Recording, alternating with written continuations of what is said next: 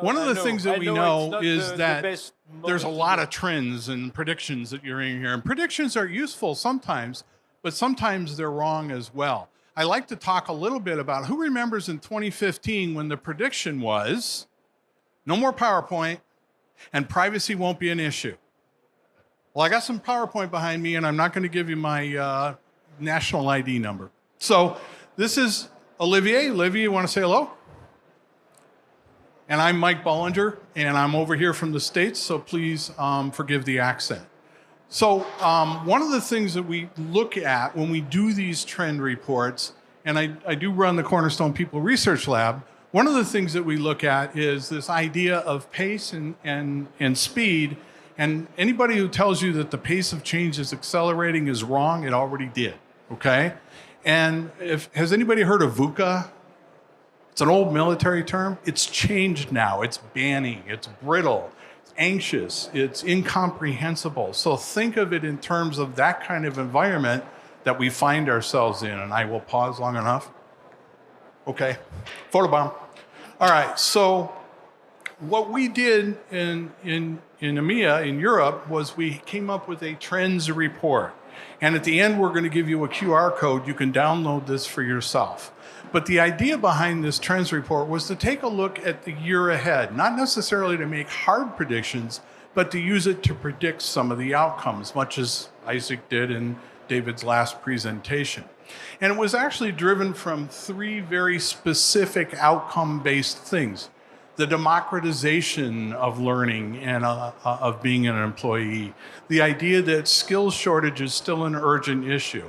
I'll give you a really good example. Who's heard about all the technology layoffs, right? There's a layoff announcement every day. Did you know, even though those layoffs are top of mind, there's a myth there because unemployment in the IT industry is still 1.8%, okay? So one of the things that you have to recognize is that there's a skills shortage. And then the third one is something that we did at the Cornerstone People Research Lab called the skills confidence gap.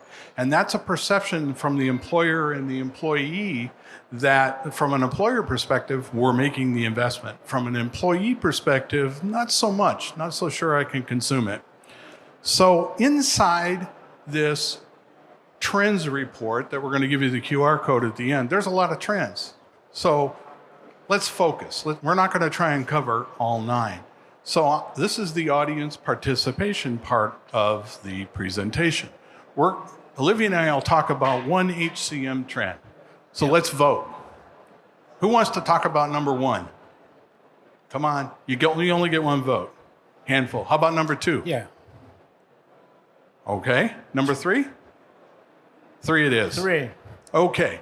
From a content perspective, of the 3 content trends, who wants to talk about number 4? Number 5? Number 6? We have a tie. Let's go with number 4. 4. Okay. And then from a learning trend perspective, which is why we're here, who wants to talk about number 7? Compliance 8? and agility. 9. 8 it is. 3, 4, and 8. Sharing is engaging. Pardon? Okay. All right. No worries. Okay, so what we're going to do is Olivier and I will talk about each one of those trends that you voted for a little bit, and at the end, we're going to give you a QR code to download the whole report. Fair? Okay, let's start. So, Olivier, tell me a little bit about what you think about retention programs matched to expectations. No longer.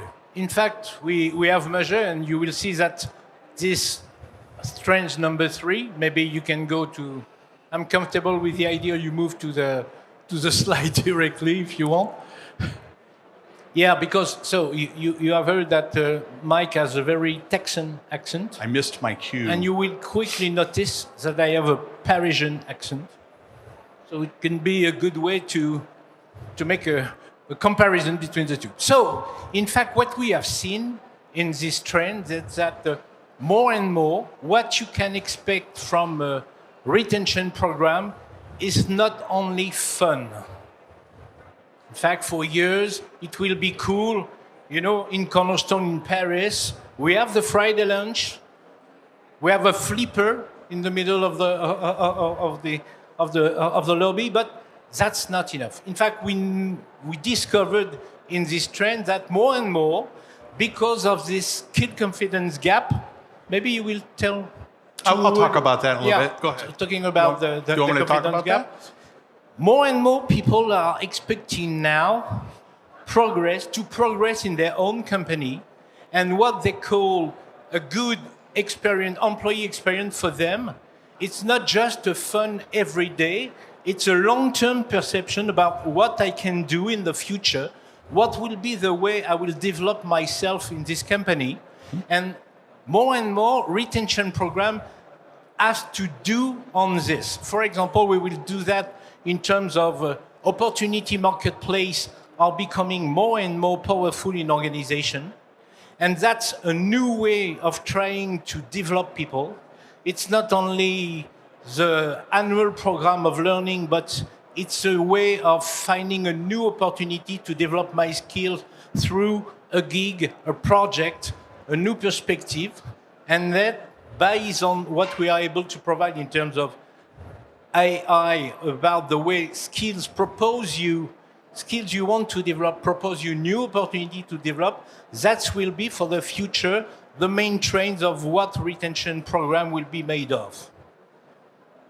So I also agree with everything Olivier said, and I'll add to that the fact that it's not just about development, although that's crucial and critical. I'm not going to go anywhere if I feel like I'm being developed, but it also is an intent that I feel like I can be developed. And that's where our skills confidence gap research came into play.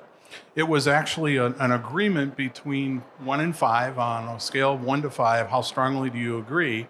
When we asked the employers, 89% of them said, I feel like I'm making a good investment. When we asked the employees, 31% less said, I don't feel like I can consume that investment.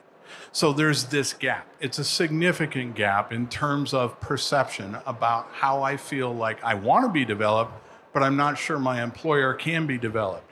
In that same research, we also found that they look to us as employers first. Surprisingly, because when we did the research, I thought they'd say, I look out on the web, I talk to my friends. No, they look internally first.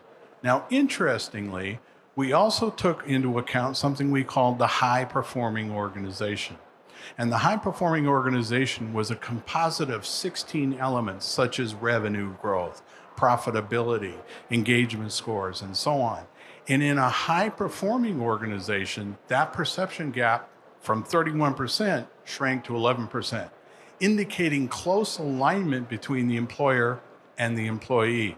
The idea behind this is not only do I want to be invested in, not only do I feel like the employer has an intent to invest in me, but also that I feel like I can consume that investment. So an opportunity for us to improve in that regard and stay aligned. Anything else you'd like to add?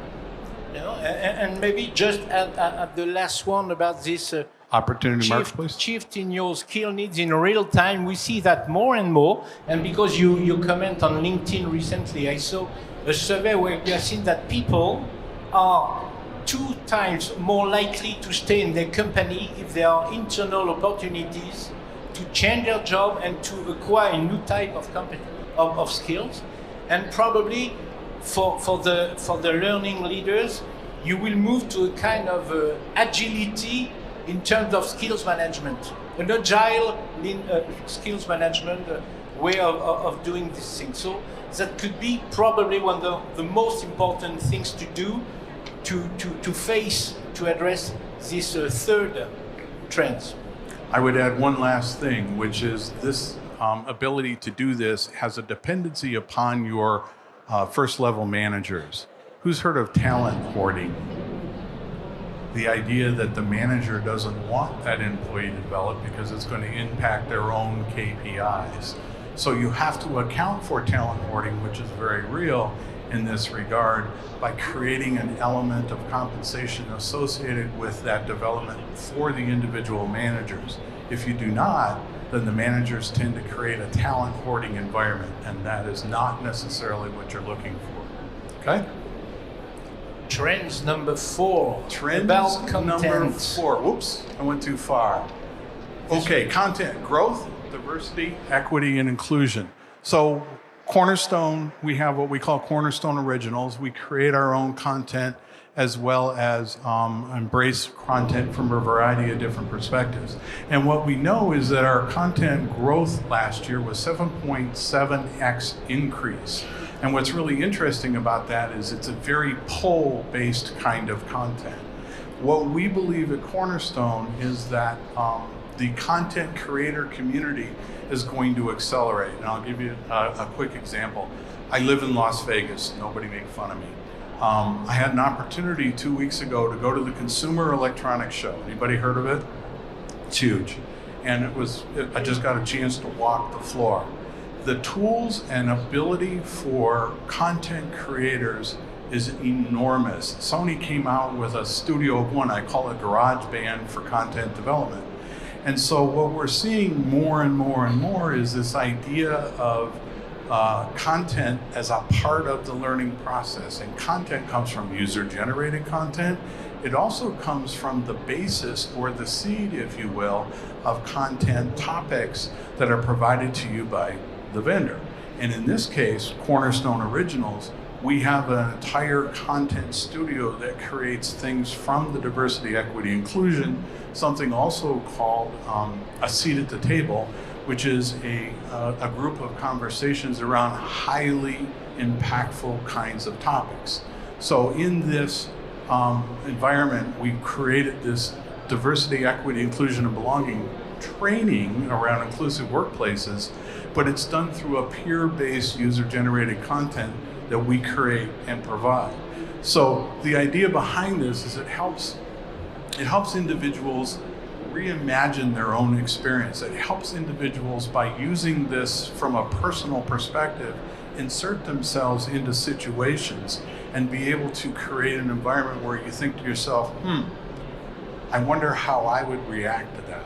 So the idea behind this consumption of this diversity, equity, and inclusion content, we were happily surprised at how much it increased year over year. We've got several kinds of different content, but this is a huge component of it. Yeah, and we saw that in fact the consumption of this content is more far and more important than just the compliant obligation that companies have in this domain. Much more so. Much more. I think it's the moment to move to the... Wait. Yeah. So the last thing that you need to think about with content, which is why I bring up the content creator economy, you're going to see more and more of it. Yeah. I'm going to take a minute because I have a little bit of time. Who's going to buy a new car in the next couple of 3 years? Okay. Did you know that the profit margin for cars used to be 90% in the hardware? In the next 2 or 3 years, it's going to only be 40% hardware. The rest is going to be content, and it's going to be software. Okay. So this idea is going to accelerate at a pace that you might not expect otherwise. And I'll add one other thing. When it comes to ability to take advantage of this, it's self-directed. It's no longer push, it's pull. I go get what I want. And this is based on the fact that I am using multiple tools, and it's two sides of the same coin between consumer and employee. So your content strategy, which we're happy to help you with, obviously, your content strategy has to be a pull-based strategy. And when you create something that people are interested in and is out there for them to pull, you can see the results for yourself in the terms of consumption. Because at the end of the day, you want people to be highly engaged. I think it was Alvin Toffler who said, the future is not people who can learn, but people who can unlearn and relearn. And content is the mechanism by which you do that. Make sense? Good. All right. Okay. What do we vote on, Olivier? Number 8? No, just this gentleman was concerned about the price of his future car, based on what you discovered. find me afterwards. I will show you a picture I took of a Dodge Ram truck and the chassis underneath it. You have no, it's like, is that a car? It was really fascinating. It really was. But even more so, that content creator community where Sony is literally giving tools so people can make their own movies. One person can make an entire movie, including the insertion in the immersive environment, was amazing. Oh, the other thing, speaking of content, was haptic. VR and touch and feel, it's coming, okay? All right, number 8. Number 8, so it's a learning trend number 2. Learning becomes democratized. Exactly. In fact, that's interesting because I'm rather new in Cornerstone, and the first time we met with Michael, we discussed about the 10, 20, 70 learning rules. Make sense? Rings a bell? Okay. And he say, yes, how we can do that. And I was asking because I came from the consulting, and in consulting we discussed a lot about that. And I asked Mike about what are we able to say in Cornerstone about this respect and this engagement, these 10, 20, 70 rules.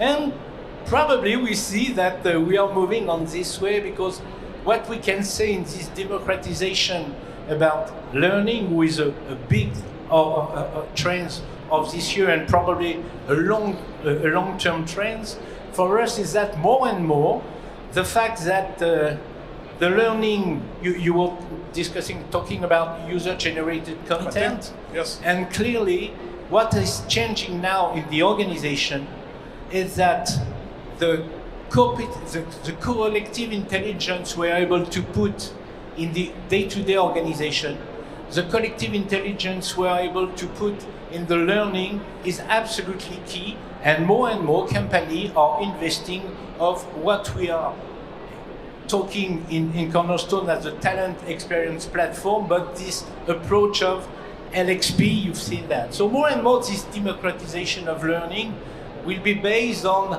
how I am able to learn by myself what I want to learn and what I am encouraged to learn, and not only what my manager say, you have to know this and you have to know that, but trust me, if I try to develop these skills, maybe you can use it because we don't know what will be the future of our business. So what I am learning by myself on this LXP is probably something the organization could handle for its own benefit. So that is this, and of course, I was in the past in the change management business.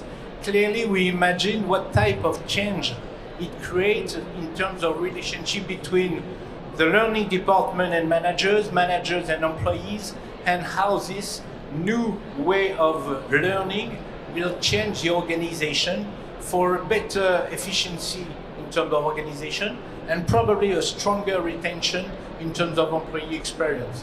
That's what I will say. In your experience, do you see that point? So again, 70-20-10, I agree with you, and it's how do you emphasize that 70%? So a couple things about the democratization of learning. First off, user-generated content. Yes, spectacular, but you have to have underlying content that seeds that user-generated content, because the democratization of learning lies in that discussion, not in the dissemination. So the seed part of the content helps with that user-generated content, and then you go start with an LXP and go explore for yourself. 1. 2, start thinking about deconstructing roles into skills. You're starting to see that more and more. We have this idea, this notion from a hierarchical perspective, but as you think about what we call the have, want, need, this is what I have, this is what I want, this is what I need, it becomes much better to do that if you deconstruct into a skills-based approach, because individuals then have some visibility into that and can use the democratization of learning to pursue a skill of interest. And by the way, the democratization of learning also applies to pursuing things of interest and not pursuing things that don't interest me. You want to be able to have both of those as a component of it. it gives a degree of autonomy. I think it was Pink that said mastery, autonomy, and purpose. We all want to have the ability to feel like we can master what it is that interests us. We have the autonomy to do so, and we do it with purpose.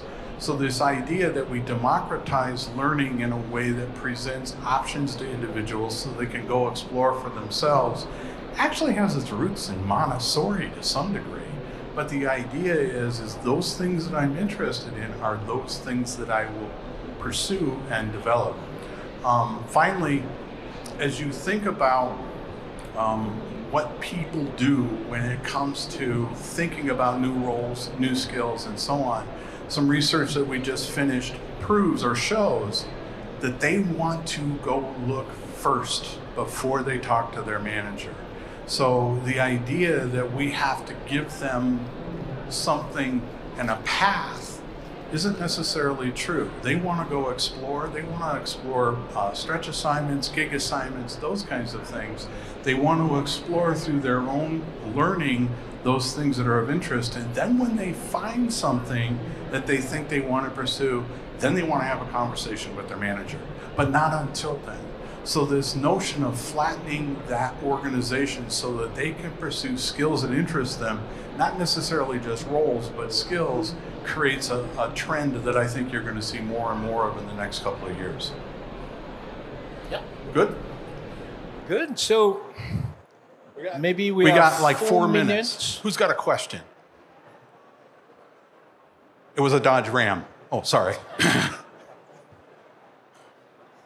Hi, so my question is around the DIB and whether that's kind of top-level research or whether it's been dug down into the protected characteristics at all, such as race, religion, disability, age. Like, is this top-level research, or does it go deeper as well? So it's content that we built through our company's founded in Santa Monica. Coincidentally, we have a studio. It's right next to Hollywood, but I'm teasing. But it was actually filmed with individuals. So what happens is you have an individual, and in some cases it was handicapped, in some cases it was Asian, right? And in some cases gender. And then there are follow-on parts of it for consumption in a group. So it's both visual and tactical, if you will, in terms of the follow-up materials. It was born from deep level research, what people wanted to talk about. And the questions from the facilitator around this seat at the table were based on that research. Other questions? We beat 2 minutes. I think we have 2 minutes left, Dave. Stick around, I'll show you that picture. It's amazing. Okay, last thing. As a conclusion. Quickly. The full report is available to you free of charge. Please feel free to scan your language of choice. I think you'll find it really interesting. I did. I enjoyed being a part of the team that crafted it. And remember, trends eventually become outcomes. That's why you want to look at it. And there's one trend up there that we didn't talk about that I think is coming, and that's the notion that actually Dave talked about in a previous session. I think you're going to see more and more that augmented reality, virtual reality, but with haptic associated with it, so that there's a full immersive experience. I saw that all over the place at CES. Thank you. All right, fantastic. Thank you so much. Thank you. Round of applause for Mike and Olivier. Thanks so much. Great to see you guys again.